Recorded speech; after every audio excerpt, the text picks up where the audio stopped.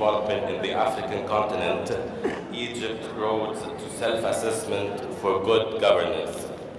And let me welcome with you our distinguished guest, Mr. Ambassador Ashraf Rashad, the chairperson of the COMESA Committee of Elders, and he's going to be our moderator for today.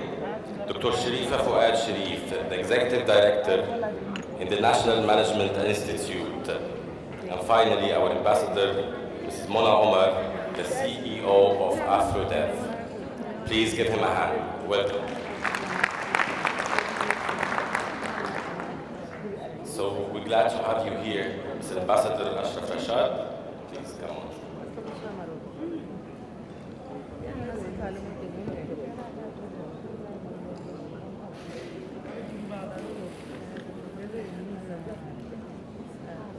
Good morning. Let me just reintroduce myself. My name is Ashraf Rashid. Apart from being the chairperson of the COMESA Committee of Elders, which I'm privileged to be part of this committee, I'm basically here because I'm the chairperson of Egypt's National Commission within the membership of Egypt in the APRM. As you all know, the APRM is a unique tool which is promoting good governance in the continent. It has been established in 2003 by the Assembly of Heads of States of the African Union, and I think it's good that Africa has its own tool to assess good governance without being really working within an agenda which is coming from abroad. The link between good governance and sustainable development in all its comprehensive forms is quite clear for all. That's why the APRM has been established in 2003. Egypt has been a member in the African Peer Review since 2004. I am proud to say that these days we have received a mission to review Egypt self-assessment report. We have two distinguished speakers this morning. The first is Ambassador Mona Omar, who apart from the title which the presenter has mentioned now, she's also a member of the APRM panel of eminent persons.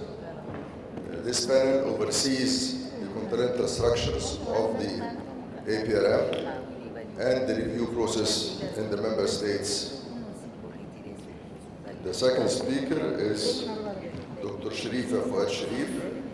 Dr. Sharifa, apart from being a professor in university, she is also the executive director of the National Institute for Administration, which is under the umbrella of the Ministry of Planning. But also she is the head of the Governance Center in Egypt. So I welcome both of them. I think the focus is on two dimensions today. One is the process which Egypt have taken to prepare its own self-assessment for good governance in the context of its membership in the APRM. The second part will be by Mr. Mona Omar, touching upon the same issue but with a main focus on gender. So I welcome both of them, and I invite, I think, Dr. Sharifa will start first. Dr. Sharifa, will you start first? I'm starting first. You will start, Dr. Sharifa?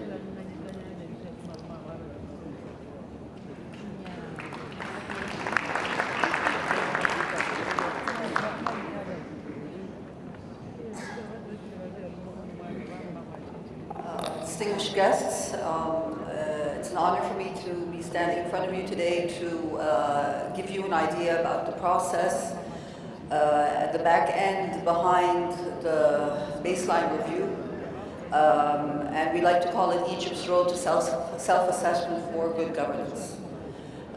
It was a 2-year process.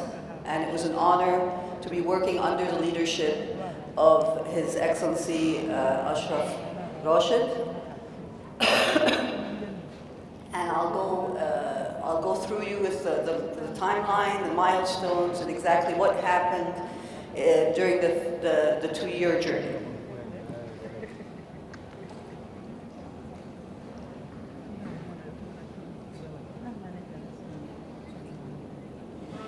Starting with yesterday, His Excellency Prime Minister Madbouli officially handed over the country's self-assessment report.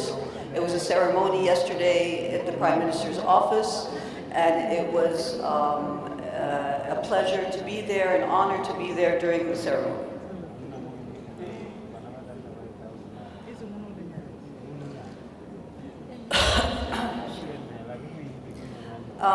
I'll go through just to give you an idea about the APRM mechanism itself, very short and fast, and then we'll talk about Egypt's space review milestones, and then we'll talk about the Egyptian National APR Committee, the technical research institutes involved, the selection process, and the report development. And we'll give you an idea also about the report review and translation, and ending the presentation with the National Program of Action.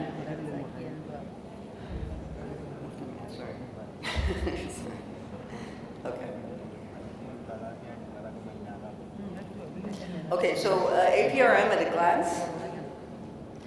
The APRM mechanism, of course, as we all know, is a voluntary self-monitoring system. The APRM is a regular and continuous tracking system of good governance, aiming at determining recommendations for enhancement and improvement of governance and development in Africa for the implementation of Africa 2063 and, of course, Egypt's Vision 2030. Underlining and sharing best practices among member states, that's one of the cornerstones of the APRM mechanism, is to share with member states the peer review process that was done. We have the scope of the review is 91 indicators in 4 thematic areas. The thematic areas that we covered were democracy, political governance, economic governance and management, corporate governance, and sustainable socio-economic development. The monitoring frequency of each country is reviewed every 2 to 4 years. The methodology is it's a voluntary homegrown self-assessment peer review. In-country visits, consultations with government, civil society, and private sector is done. There's a follow-up mechanism, which is a continuous self-reporting on the progress according to the National Program of Action. We have 2 publications accordingly. We have the country report itself that His Excellency President Sisi will give or will introduce in February 2020. And we have the National Program of Action, or the National Governance Action Plan. The participating countries to date is 38, and those that were peer reviewed are 22. What happened on our end, on the back end of this process, it was again a 2-year process starting 2017 to 2019. It started with the selection of the National APRM Committee by Prime Minister at that time, Engineer Sharif Ismail. And then after the cabinet reshuffle, the committee was re-endorsed by Prime Minister Mustafa Madbouli. Once the decree was authorized or issued, we started periodical meetings, conducting meetings from the beginning of 2017. The committee believed of a very systematic scientific methodology or strategy for implementation. So we decided to prepare what we call a terms of reference, issued and to be signed by the Technical Research Institutes, and that was done in March 2018. All institutes signed the TOR and signed the contract to start working on the base review. The actual process of data collection and starting the base review process started in April 2018. And then in February 2019, the submission of the first draft We had a couple of months for editing the first draft from March to September 2019, and the submission of the final draft was in 2019, and of course, as I said before, the final submission, the report was given to the review mission yesterday during the ceremonial event at the Prime Minister's office. A glance at the committee itself, again, we had two decrees, one from His Excellency Engineer Sharif Ismail, the second one from Minister Engineer Mustafa Madbouli in 2018. The National APR Committee is headed by His Excellency Ambassador Ashraf Rashid. The size and composition of the committee is comprised of 19 members, representation from all walks of life, from government entities, civil society, academia, private sector, parliament, media, human rights advocates. The selection criteria was based on specialists, technocrats in all the thematic areas that I presented to you before, diverse representation, prominent members of society, and taking into consideration gender parity. So 35% of the 19 members are women.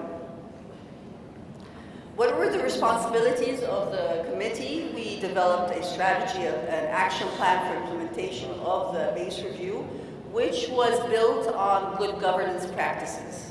Sharing knowledge about APRM and the review process, establishing subcommittees which were responsible for each thematic area, assigning technical research institutes to each thematic area, preparing public consultations and roundtables in the 4 areas, reviewing progress reports presented to us by the technical research institutes, and reviewing and editing the final draft, and validation and endorsement of the final report to be handed to the review mission. Who were the technical research institutes involved, and how were they selected? The selection process was very well thought out by the committee and by the Prime Minister. He asked for prominent Egyptian research institutes and think tanks, both private and public, known for professionalism, competencies, skills, technical capabilities, and know-how. They must have had a sound track record on research ethics, validity, confidentiality, credibility, and core competencies, which are the pillars for conducting a sound, objective review in the 4 APRM thematic areas. We believed as a committee that we had to look at the technical research institutes according to core values, core competencies, and functional competencies.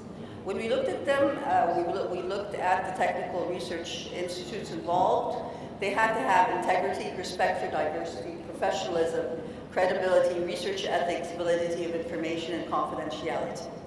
Core competencies, we believed as a committee, they had to be effective. They had to have effective communication skills, inclusive collaboration, stakeholder engagement, awareness and sensitivity regarding the project at hand, accountability, creativity, and internationally approved research methodology. The functional competencies were, according to the selection, knowledge of the thematic areas assigned, highly effective networking, outstanding writing and editing skills in both Arabic and English, ability to consolidate information from multiple sources, the ability to conduct surveys using the required APRM questionnaire, retrieving, analyzing, and quantitative and qualitative information, and research skills and ethics. Who were the selected technical research institutes? According to the thematic area assigned, Al-Ahram Center for Political and Strategic Studies tackled the thematic area on democracy, good public political governance.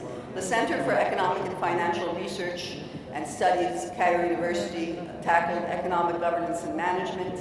The Public Administration Research and Consultation Center, also at Cairo University, focused on corporate governance, and the Institute of Planning tackled the socio-economic development pillar, and all along as another center that was involved was a center of surveys and statistical application for the household surveys and so forth, and the statistical part. The terms of reference, as I mentioned before, was one of the major cornerstones in the process of developing the base review report. It was very important to have something written to give an idea to all the technical research institutes involved what is actually, or what they're actually going to be asked for. Stated in the TOR is the context and background of the assignment, the scope and work of deliverables, description of the assignment itself, its objectives and results, the methodology they have to abide by, the work plan, timetable, logistics, and assigned budget, expertise required for each thematic area, reporting requirements, geographical coverage and time span of the base review, monitoring and evaluation procedures as set by the National Egyptian APRM Committee. We also asked them to sign what we call the non-disclosure agreement, the NDA. It was signed by both the committee and the technical research institutes, and this was done to protect the intellectual capital and confidentiality of the findings of the report until publication in 2020. How is the report actually done? Through the